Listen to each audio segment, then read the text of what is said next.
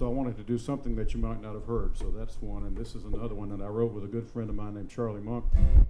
And Charlie's from a little town in Alabama called Geneva, Alabama, and he wanted to write a song about a small town girl named Lovey. Lovey is an old Southern name you don't hear very often anymore. And I said, well, let's write us a song about Lovey. So it tells a story which ends up with Lovey coming right here to New Orleans. This is called Heaven, Alabama.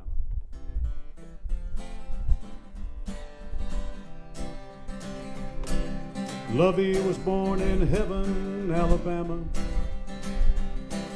on a steamy 4th of July.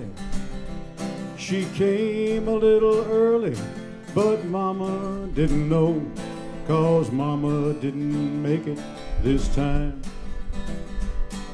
All the years with Grandma weren't easy, but they did the best that they could do. The gatekeepers of Heaven, Alabama, looked down on Lovey and on Grandma too.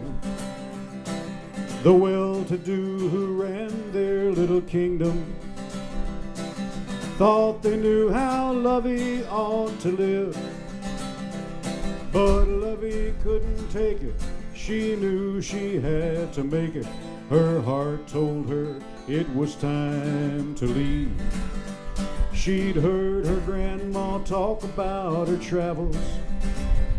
She smiled about New Orleans the most. Lovey knew life would be hell in heaven. She packed her bag and headed for the coast. She ended up alone in the French Quarter, with nothing but a quarter to her name. But she knew she'd work her way to something, and sure enough, she danced her way to fame. Her movements made a lot of men take notice, but all she did was dance and bat her eyes.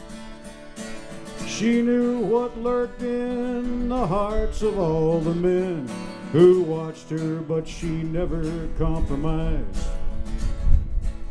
Then one night, 2 men from Alabama, a long way from their wives, came to the show. When Lovey said, "How are things back in heaven?" they dropped their drinks and headed for the door. Lovey found her own kind of heaven. In the Quarter, she became a famous name.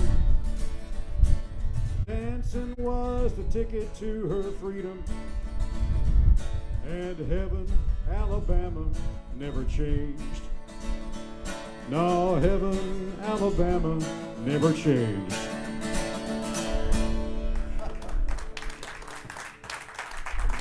Thank you so much.